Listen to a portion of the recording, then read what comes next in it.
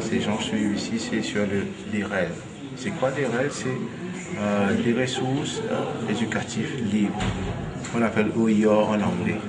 Ty fofanana ty moa dia iarahana amin'ny UNESCO ao anatin'ny fametrahana ny université numérique Madagascar dia fampiofanana an'ireo mpampiofana no atao zany amin'ity dia amin'ilay resaka hoe ressources éducatives libres. Izany hoe hofanina ireo mpampiofana ireo hanofana ny mpampianatra any amin'ny université mba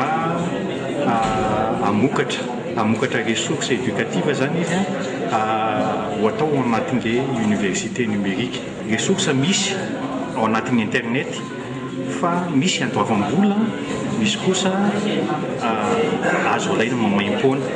Dia ity le ressources éducatives libres ity zany le azo alaina mamaim-poana. Izay zany hofanina ireo mpampianatra ireo mba afaka namboatra n'ireo ressources ireo dia ho atao anatin'ny internet izy dia disponible ho an'ny mpianatra sy ny mpampiasa rehetrarehetra le izy.